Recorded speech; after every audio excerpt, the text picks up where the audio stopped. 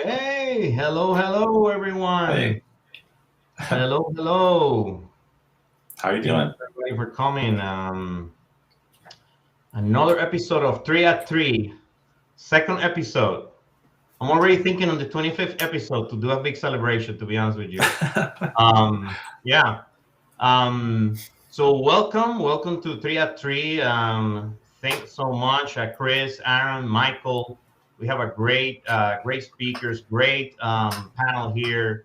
Many of almost all of them are my big good friends. And just wanted to welcome everyone to 3 at 3.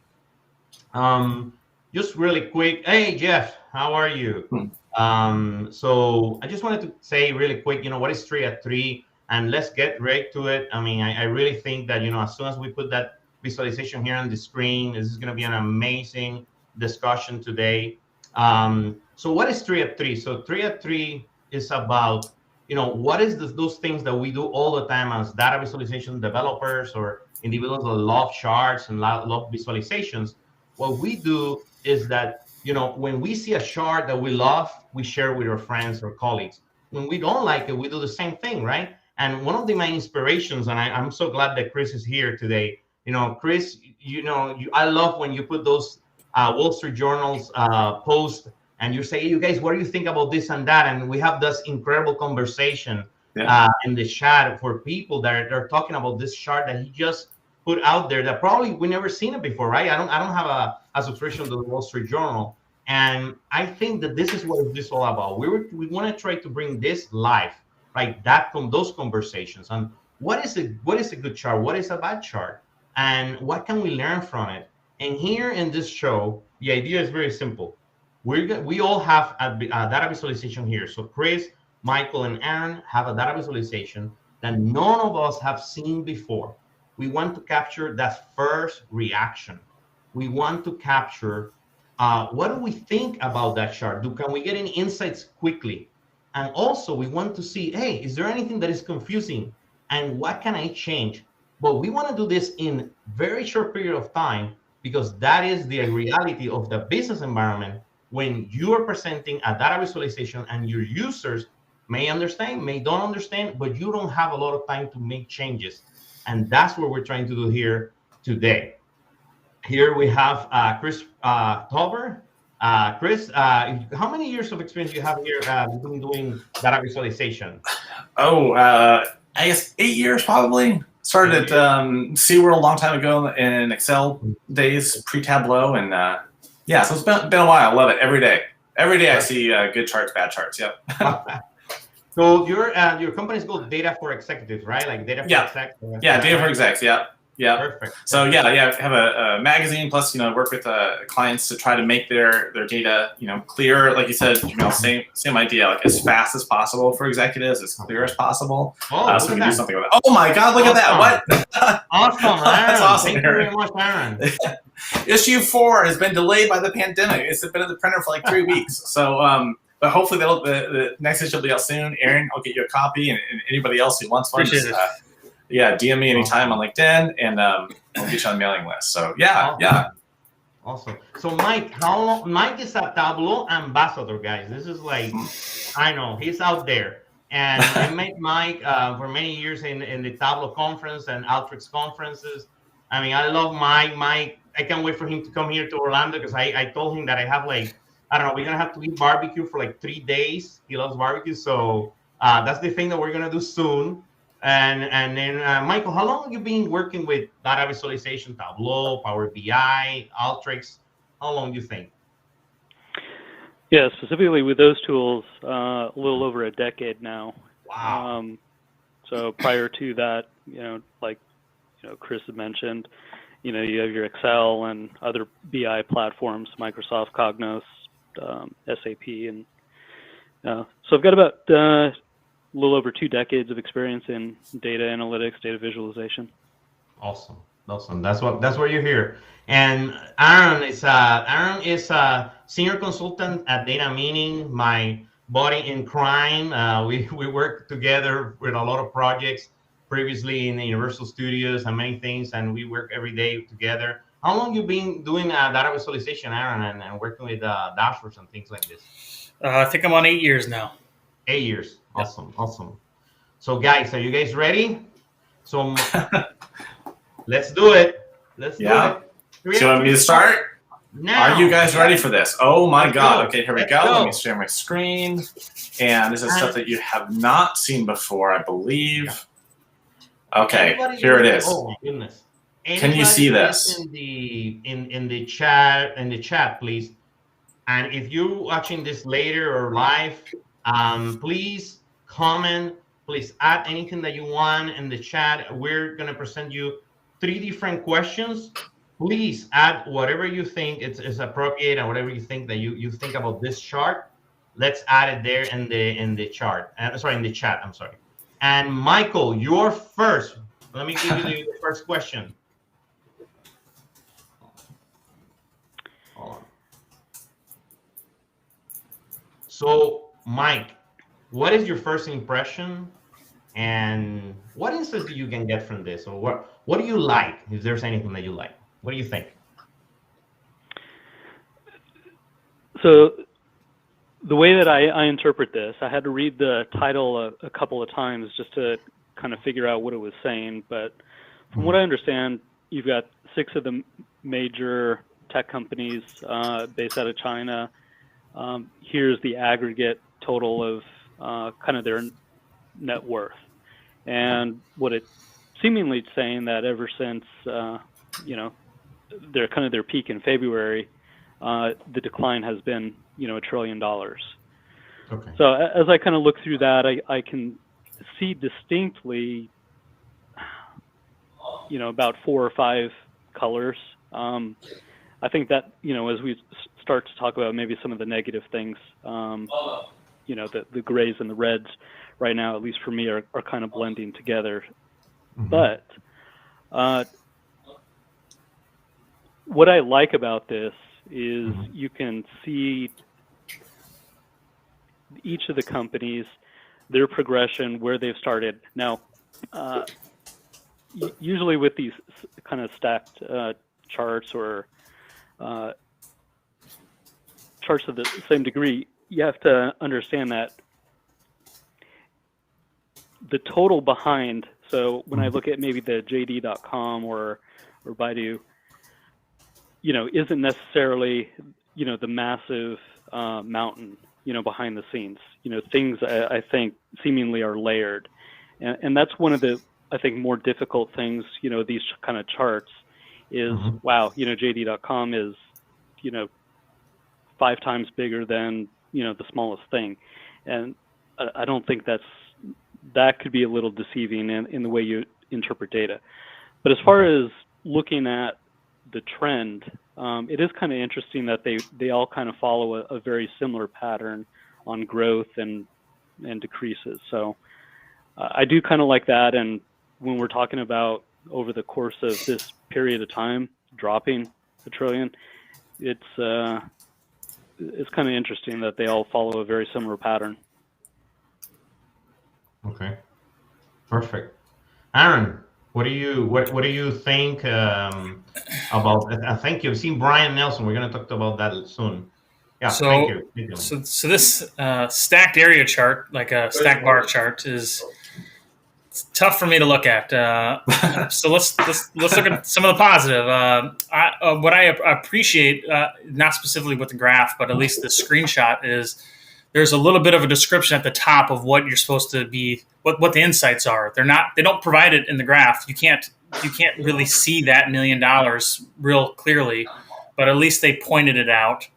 To Michael's point, you do see a clear trend for all of them throughout the course of the year. The same almost identical peaks, the same almost identical valleys. Okay. Yeah, I think it's confusing, right? The JD and Baidu almost have the same color. It's pretty hard to go and look at one or the other. Brian Nelson from the chat says it's very difficult to track the higher companies. Listed lower are changing so much. You really can't tell what the other companies are doing. That's true.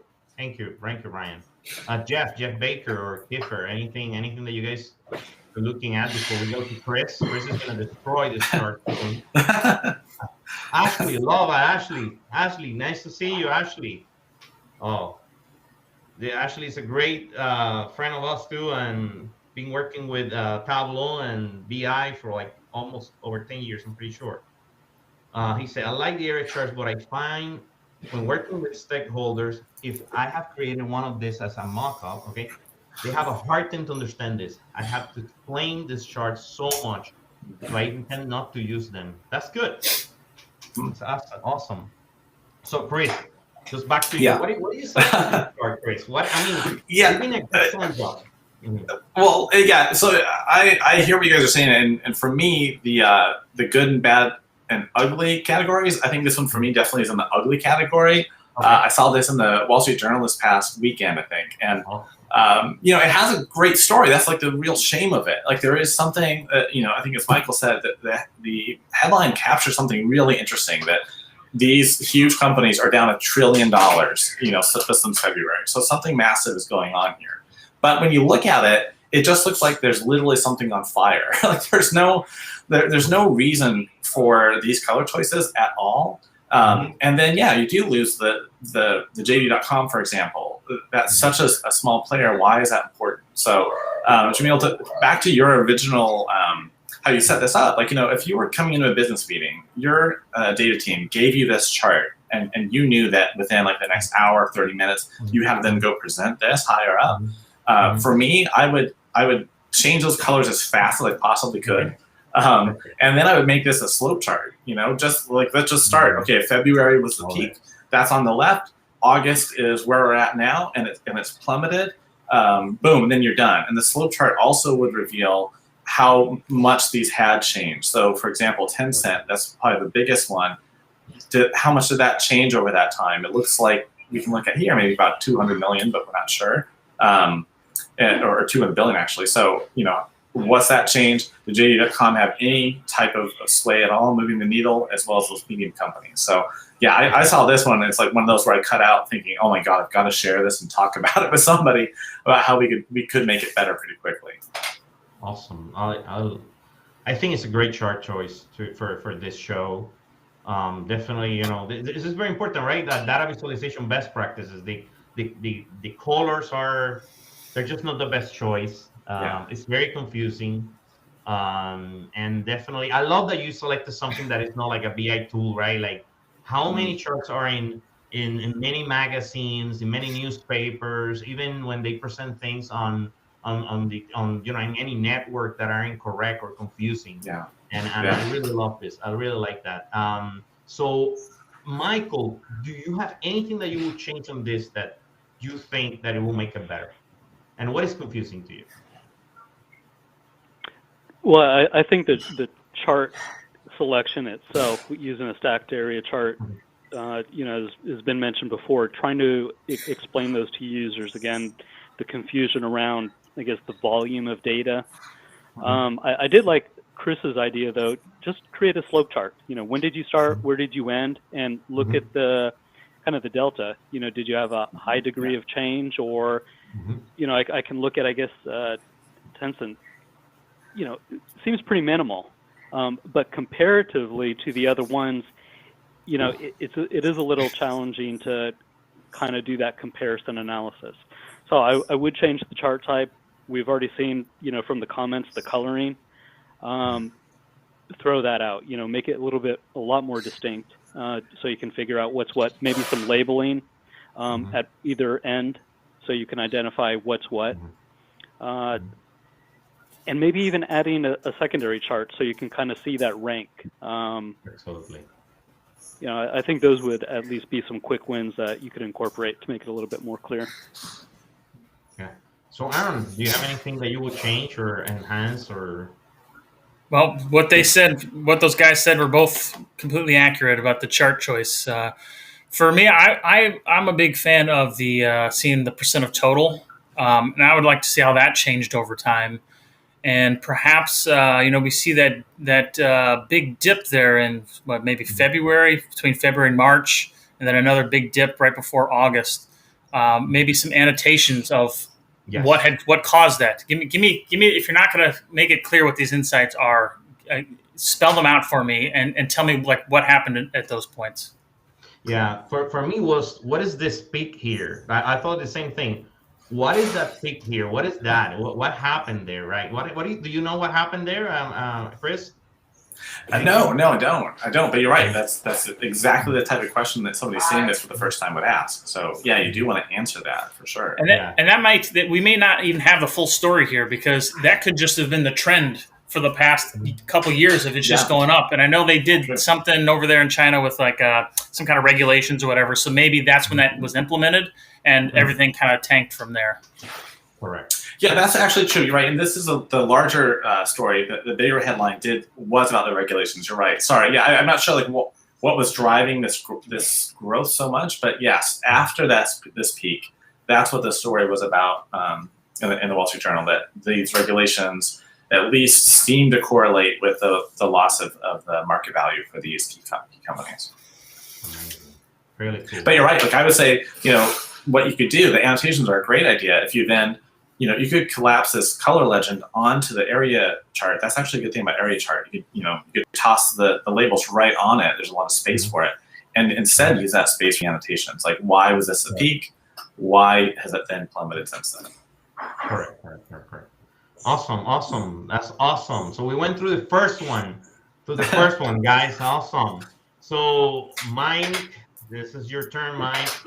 You need to show us your big thing here. So all right, let me get to it. Yeah, no problem. So we have Roberto there. Roberto Reader. Hey, Roberto, hi.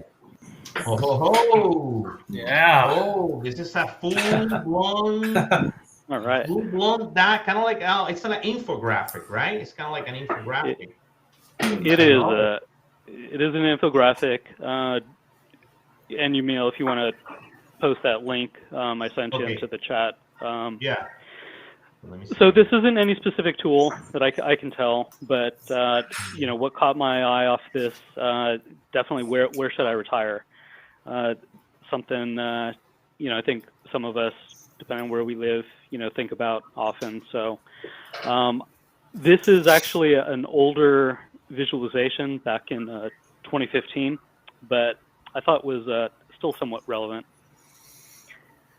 So yeah, email, do you want to take it away on I really like this. So Chris, tell me, first question, tell me what do you think? What are you getting from this? And is there any insight, anything that you like?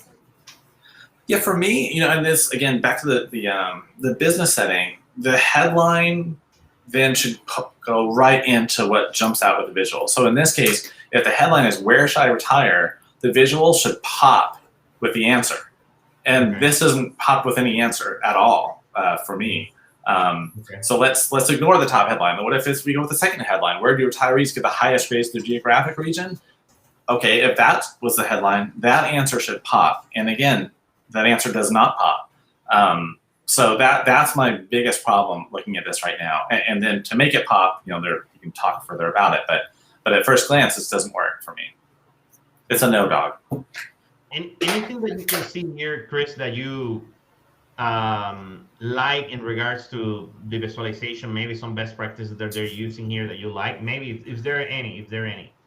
Yeah, I do like that they've used the colors to group the regions. So at a glance right away, you do get a sense of what this data is about. It's about a regional look at certain data. My problem then would be if on that map, the colors, again, the color choices don't match what the headline is. The headline says, where do retirees have the highest grades? And so the highest grade should be the one that pops. That's what we want it to answer. And right now, it looks like this is more like, the headline should be like, what are the average temperatures of these regions? So honestly, it's kind of hot down, because I'm associating orange with heat, and then like a dark blue with like cold possibly. So there's just a disconnect. And I know we can talk about blue-orange versus red-green and color blindness. But again, for me, it's just not working, except that I know we're trying to communicate some type of regional data. Okay. Okay. So Jeff Baker in the chat says, looks like you should retire on the West Coast based on the color. Yeah. Okay, that's great. The bar chart colors are distracting to look at it. It looks like someone went a bit wild on the color. Okay, yeah, yeah. They maybe too much ink here. Okay. Aaron, ink. Tell me, what do you think? What is your first reaction?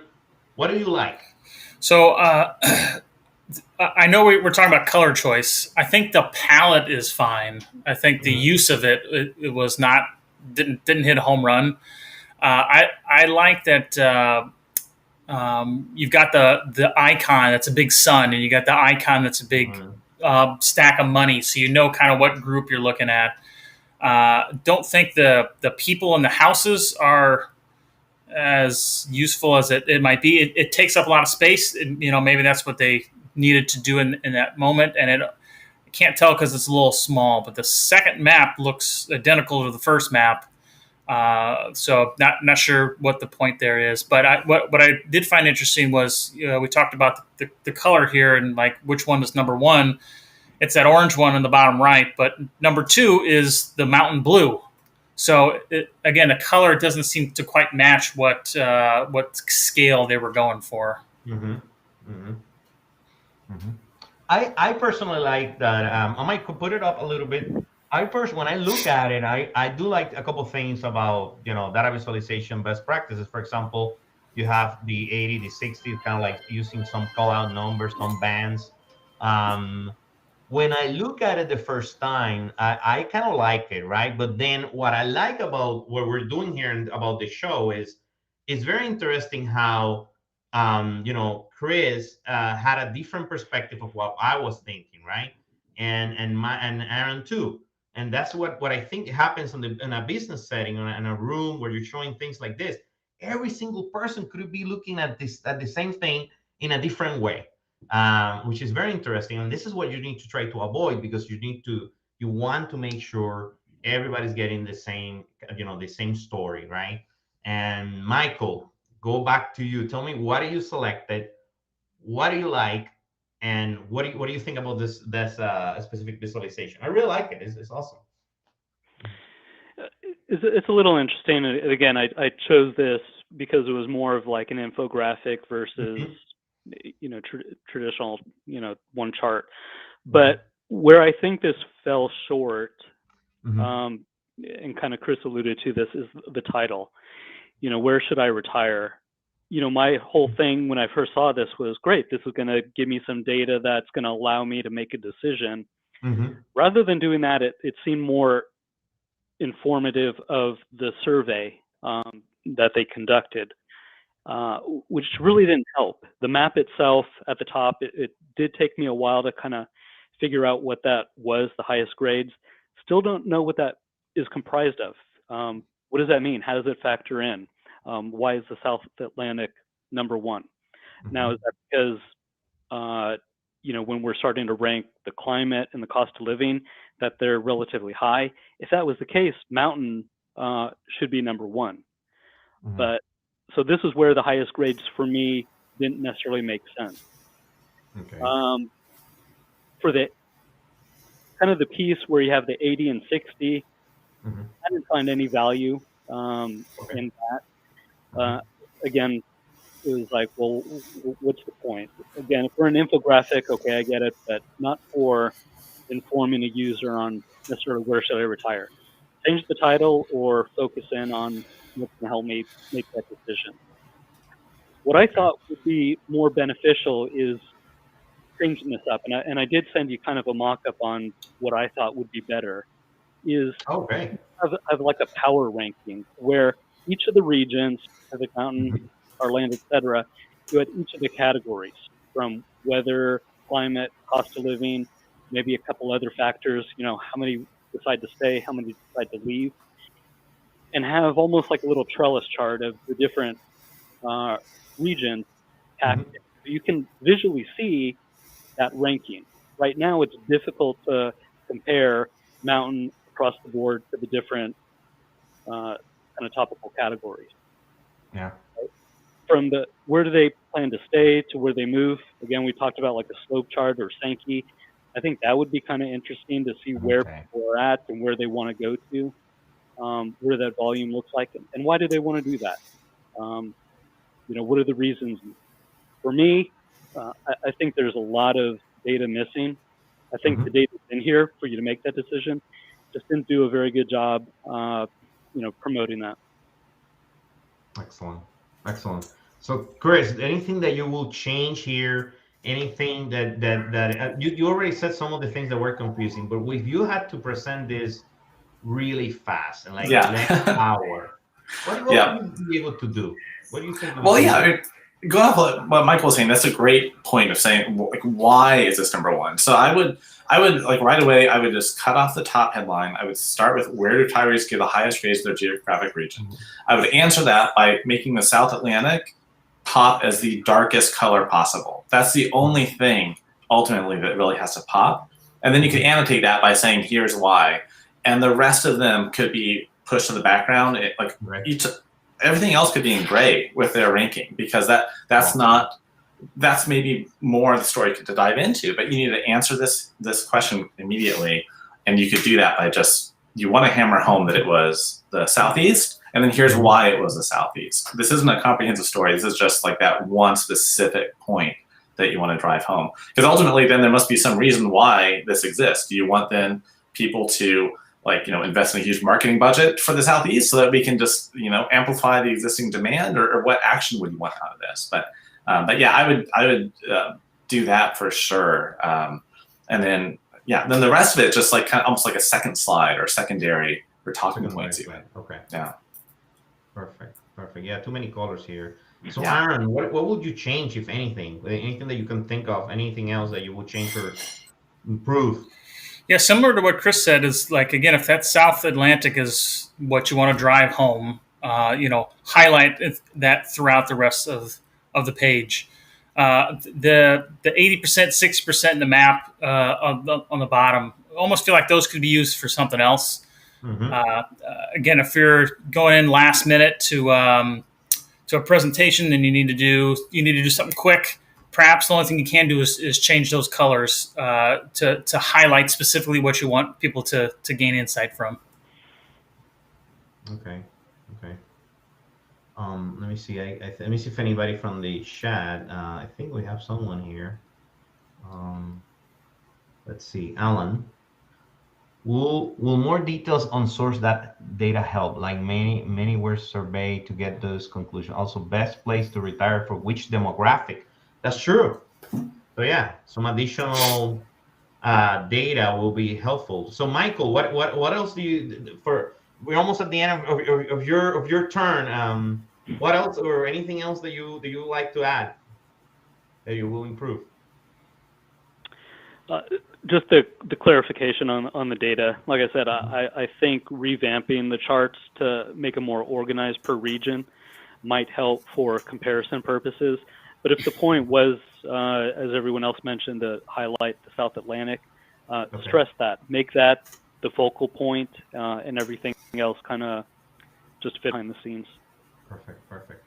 I think that in here, this chart, this is very interesting because this is from Merrill Lynch, so everybody knows. I mean, probably they were trying to, my guess is selling some investments. I used to work on that. So selling some investments, mutual funds and things like this. And they were trying to help their clients, or where should you retire, right? But it's still, you think about it, one company like Merrill Lynch, is a great company. They still, if you think about it, whoever created this, maybe they didn't have those, data visualization, kind of like best practices, or talk about doing things like this, because there is so many things here confusing that they could be better. You can do it so much better. But this is a great example of the type of charts, Michael, that we want to bring to the show. I really appreciate it that you're bringing this. It's super, super interesting. Everybody. One more point on this. So if you read the headline, it's really two different audiences that were polled. Okay. People that have retired and people that are planning to retire. Okay, gotcha. To me, that also feels like there might be a little bias or a different perspective, and maybe trying to highlight the different answers between those two groups might skew data one way or another. And we just don't have that insight to know whether or not that's the case. Okay.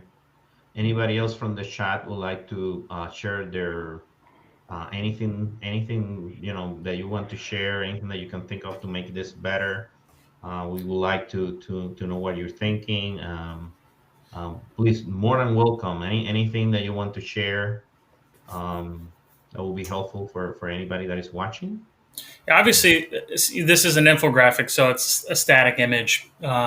Ideally, if you had an interactive version of this, you could have numerous filters to help you apply those demographics. Look at a certain state as opposed to a region, that kind of thing. Yep. Yeah, awesome. Thank you very much, Mike. So we're almost going to the third bit of the day with Aaron. Aaron's always have something that gets my mind crazy. I got another one. Yeah, show your screen. I know that you said that it's going to be very interesting, so I can't wait. So unfortunately, none of us brought one that just wowed us, right? We all brought not great examples, but hey, that's what happens when you go live. Also, I don't know if you noticed, but I had to leave for a second.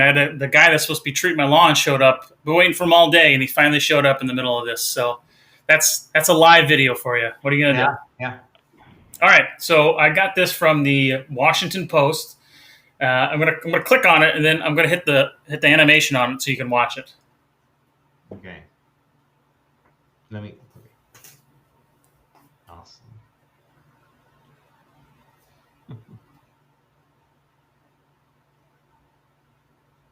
Really cool. Okay, what kind of insights you guys get from that? So, Chris. Yeah. Man. Well, you know what? For me, this opens up the idea that you see a lot like on Tableau Public or back in the olden days of a Tableau conference in person, and you get some amazing visuals up like on the wall, like as an art gallery. This first for me hits as like a really interesting piece of visual art, as opposed to trying to communicate data concisely. So it does bring me in, and I do want to find out, well, what does this mean? But it's definitely not something that, again, I'm so fixated on headlines matching the visuals, and for me, if you're trying to convey the information as fast as you can, this wouldn't be my choice. The headline doesn't match the visual. Okay, Michael, anything that you can see here, that you like, or do you understand what is this all about? Any insights that you can get? So it is clear, at least to me, what's happening. You can tell from the legend in the middle. The lighter shade of blue is, one shooting. The darker blue is 5 or more. Now, is that 6, 10, 7, 8, 9, 100, 1,000? You can't really tell what that degree of intensity really is on that latter point. So maybe to Chris's point, there's shootings and they continue daily, but what's the magnitude? What is the total? You've got more than 400 over the span of looks like maybe 6 years or so. Where are these happening? Where's the bulk of it? On what particular day or event? Was there such a travesty? Yes, this is all unfortunate. I think it's designed to maybe show that, hey, there's a problem. I don't. It's a great visual. I like these kind of charts, but it's not telling enough of the story to make me feel one way or another. It's just there. So if the effect was, I want this to be impactful and I want you to see a real problem, I think it fell short there. 6,400 is still a lot, but This Okay. just isn't pointing out where or what the problem really is. Okay. Yeah. Yeah. The reason that Go ahead. Go ahead. I was just going to say the reason I chose this one was it was really unique. I don't even know what tool they use here to do this. It's definitely a visual art of some kind. It is, and for this topic, I don't think it's a good place for this. If you want to make an impact with, in this case, it's a news article and at a newspaper. If you want to get those insights out, so it's perfectly clear without having to understand what you're looking at. The animation is mesmerizing, and at least the palette choice, the blues, that was fine. That was fine, and even the legend location where you've got this in the middle, I'm fine with that as well. Yeah, I mean, I think this is a radial chart, if I'm not mistaken, and that's direct, Michael. I think, right? I think it's called radial chart or something like that. I think it's interesting how they put the dates on it, like the year, so you can see that each round is 1 year, right? Mm-hmm. And I like how they put the months around it. But definitely just nice. If you're nerdy and love data and things like this, it's cool to look at. But definitely, then it's hard to digest, right? It's hard to get something out of it. For example, I don't know which one of these lines are going around is the longest, or what year or more or less. I mean, it's kind of like hard to see. Um, Looking at, I mean, I cannot even tell because I was just thinking about the color, like when Michael said about 1 to 5, but it's hard to figure out, okay, this was a heat map. It was a little bit easier, but it's hard to say, okay, which year has more police shooting? I mean, it's hard to get it. I don't understand. I mean, Well, it would be great too. The headline says, there's a correlation with pandemic, protests, and pushes for reform. You can't. There's no way to see that correlation in this type of approach. Like not to the usual thing would be to let's have a line chart with the time axis on the horizontal and then the volume on the vertical. And yet, if you did take that approach here, you could see if it's rising, falling, and then you could match it up with annotations of, okay, so here's when the pandemic started, here's when a protest started, here's when this started, and see if that caused this horrible volume to change at all. And that would convey the story and show, okay, so is this not going in the right direction at all still? And do we have to take action? Because also I see this too. I can't comprehend it easily, and then I don't know what I'm supposed to do or feel about it. I think it's implied that it's getting worse or not getting any better, and yet that's not what I'm getting from this. Correct. Yeah, I agree that with everything that's going on here, it doesn't provide really any insight. And if you look at it closely enough, it's another version of a pie chart because here's your June. Look, here's your Junes, there's your May. So it's got that going for it. I was reading a recent book from Steve Wexler. He quoted the phrase. He got it from someone else. It was called xenograph, and it's like the fear of an unfamiliar graph. And people that make a lot of line bar charts, they want to make something that's like way out of this world, that's completely new and different, just for the chance to do something different. But at this time, it seems like that's what they did here. They wanted to wow you, to maybe get you in the door, so you can read the rest of the article. Yes. But the graph and the insights aren't there specifically, so that's not really what the article is really wants to point out, it seems. So Alan here from the chat, it's in the screen right now, have the same thought that you had. Maybe they're trying to drive you to read the article, right? Maybe the point is trying to share the frequency of shooting that hasn't dropped over the last several years. And he's saying, hey, maybe the viewer, it's just enough for the viewer to read more of the details. Maybe, but that's a good point, Alan. I mean, and that's just what I want everybody, whatever you can add to the chat, please. Because as you can see, we're 4 people here and all these other people in the chat, and everybody have kind of like a different perspective, right? Everybody is reading this in a different way. and that's what it makes it so cool that we're doing this live. None of us have seen these charts before. And that's what intrigues me, right? Like, how is it that people look at charts and they can see it in different ways? So the way the thing could be, hey, maybe the chart needs to find a way that not that many people are looking in a different way. You have to be that everybody's looking at it in the same way, so we can make that story pop or make that story transcend, and like that we can get exactly what we're supposed to get from that visualization.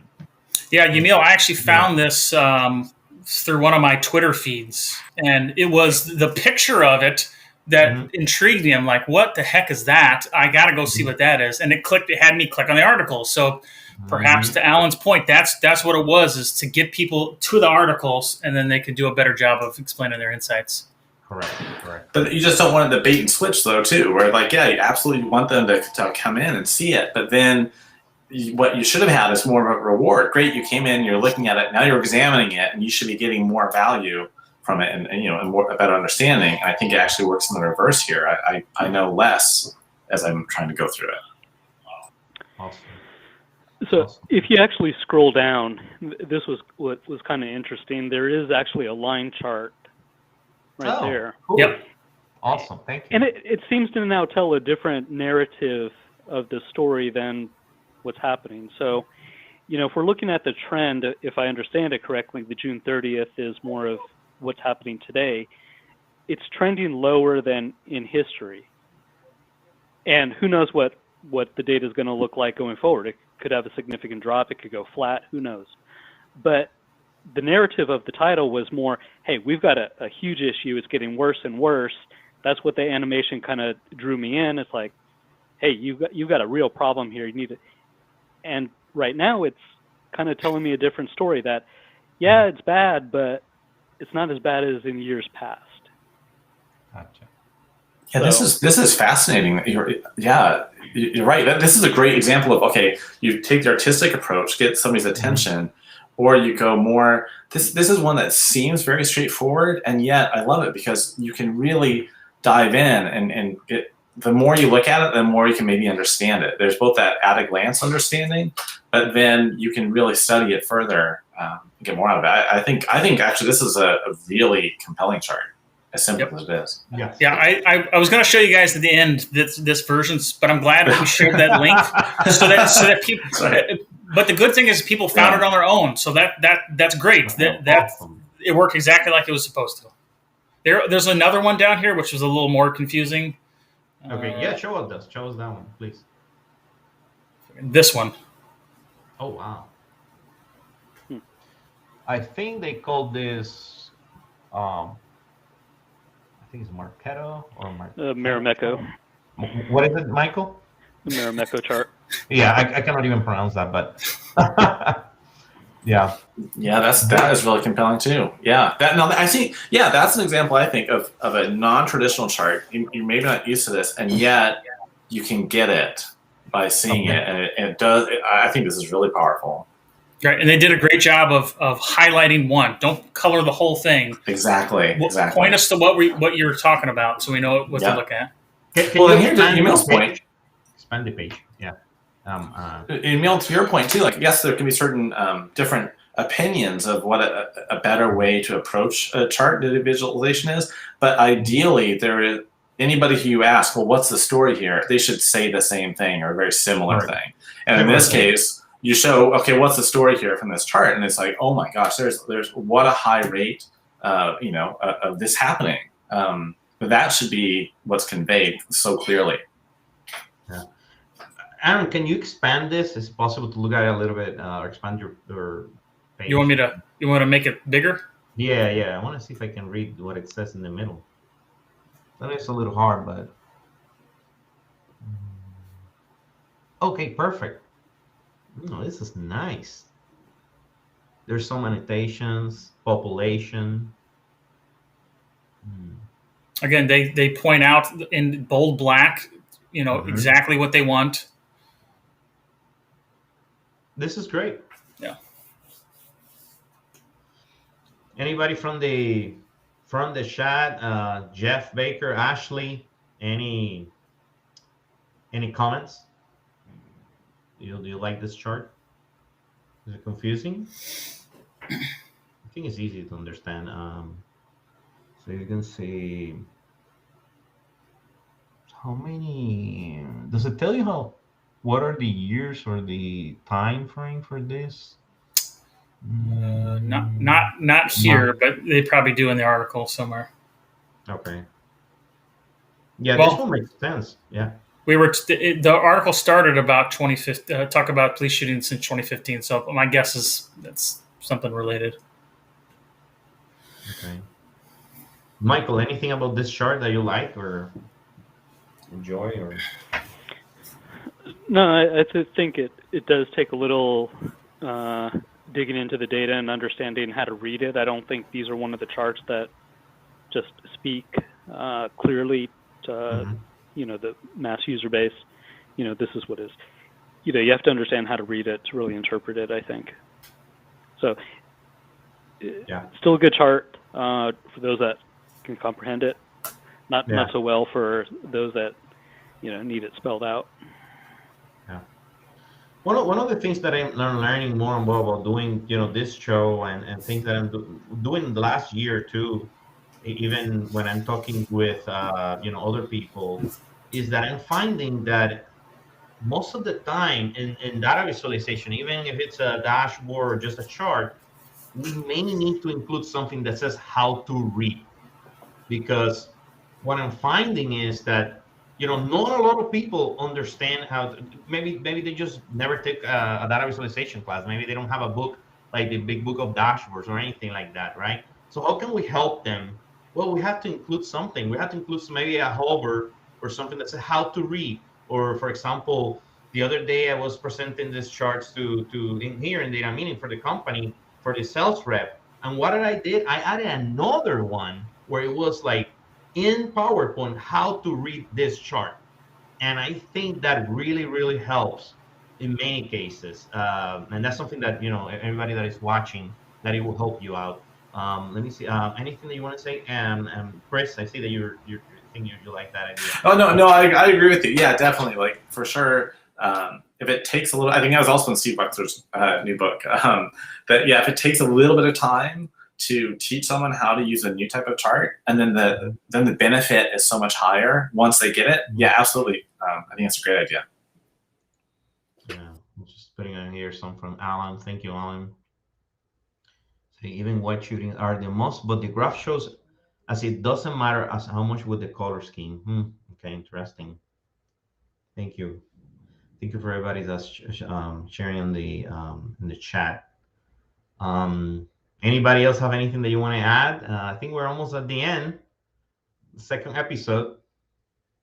Anything else? I just want to say thank you. Thank you for everyone. I just wanted to say thank you to Chris and Mike. I mean, you're definitely gonna be here back whenever you want. You're always invited. I wanted to say, if there's anything that you can share about the experience of going through this that you think other people will enjoy, right? Because for everybody that's in the audience or watching this later, we want you to be part of it. You can be Chris, you can be Mike, you can be Aaron one day. Just let us know. We want you to be part of this. The reason is very simple. This show, I was talking with Mike, is about the average user. We want people like you to be here and provide us your perspective. How do you think about this, right? We don't want people that are like data gurus or data experts. Actually, what we want is to learn from you, because we want to see how you are looking at charts like this, right? So that people like Michael and Chris and us, we can learn how we can make it better from when we are sitting down with clients. Like Chris sits down with a lot of executives and clients all the time. How can we make our charts better? What do you think? That's what we want to do, and that's what we want you. Anybody that is watching right now, you can be part of this. We're doing this every single week. We're not stopping. Vacation, it doesn't matter. I'm going to do it on vacation every single week. So you can be here on Wednesday at 3 p.m. Look at you can get one of these nice shirts. Michael is gonna get one, and Chris, of course. I already have one. And you can be part of the show. And I would love to have Ricardo and Alan. Jeff Baker was here last week. So let us know. Let us know what you think. We're gonna. Michael suggested to do some themes. We're gonna do that too. So maybe everybody's just bringing a chart that is just, let's say, education. We're gonna do Halloween. So things like that. Michael, anything about the experience that you want to, I don't know, tell anybody? What do you think? What do you can learn from this? Yeah, I think this is a good exercise. Everybody can go through, work with peers. We got the social media, hey, need feedback on this. You need to see it from the lens of, the audience, different perspective. And I think that's what's important. And, what we found today, while we had a lot of consensus, there's a lot of feedback, that I may not pick up on or other areas. And I think that's important when we start doing data visualization. Take that all into consideration. Yeah. Chris, anything that you think about? Yeah. Maybe. No, I like what you guys are saying. Yeah, it's definitely like that from the audience. Like people are not like so immersed in making this data like all day long every day, but just, hey, I just have to consume it every once in a while. I'm seeing it in a meeting. I'm seeing it, out in the wild, and that didn't make sense to me. Or, oh wow, that really made sense. That's the type of just the beyond the data nerds. what can we learn from each other? Yeah. Exactly. Aaron, anything that you always have something interesting to say about? We can hear you. All right, I muted myself. All right, I'll continue what those guys are talking about. I talked about it last time. Is when this is what we do. We do this type of work, and when we get inside of whatever we're working on, it's hard to think of anything else. And if we just send it to the end user, like, here you go, they may not understand what you just did. So use the people in your business, use us, use anybody to just get further insights. Hey, what do you think of this? How does this look? Because for the most part, all of us want to help each other, and that's kind of what we're here for. Yeah. Thank you. Just wanted to read this from Ricardo to hopefully thank Ricardo Moreno too, because I think that what he's saying, I really like it, because I hope to inspire other people to come to the show. So he said, very powerful for a young senior analyst to be able to absorb all of this with such a great bunch of guys. Thank you. And Alan, thank you very much, Alan. Alan said, this is about invaluable, guys. More people should attend this next time. Absolutely. And we want you, Alan and Ricardo, to be part of the show. I'm not kidding. I mean, I want you guys to be here. You can be here. This is what it's all about, Oh, why did I created this thing? Because I do this all the time. All the time, I found something and I use my phone. I send it to Mike. Mike, look at this. This guy's really good. Or I said, this is horrible. Or Chris is always sending me these ones on the post that are like horrendous from the Wall Street Journal. I don't know what they're doing over there, but you learn a lot, because you're like, I'm not going to do that because Chris didn't like it, or everybody in the chat or underneath said it's horrible. And so that's what we're trying to do this, but live, right? We're trying to do this live, spontaneous. We're not, preparing this ahead of time. You could tell that nobody knew anything about these charts before, because we think that's how we can get that reaction. I was looking at the face of Mike when he presented something, or the face of Aaron or Chris, and I was blown away when they were like, what is this? Like, I don't understand it. And that's what we want to capture here. And also the time, right? After talking with Chris, we realized, we said, hey, in the business environment, nobody have time. So what can you do with 30 minutes, 1 hour? You can change it a little bit, and it's better. We're doing something good here. And that's the idea. So thank you, everybody. Yeah, thank you. Great. Yes. You guys did a great job. And Michael, Chris.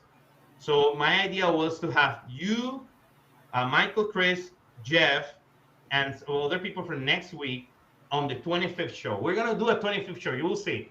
It's gonna happen. And you guys sounds good. Sounds good. So thank you very much. And right, yeah, thank you guys. 3 at 3. Thanks, everyone. Thank you. Sounds good. Thank you. See you guys. All right, bye.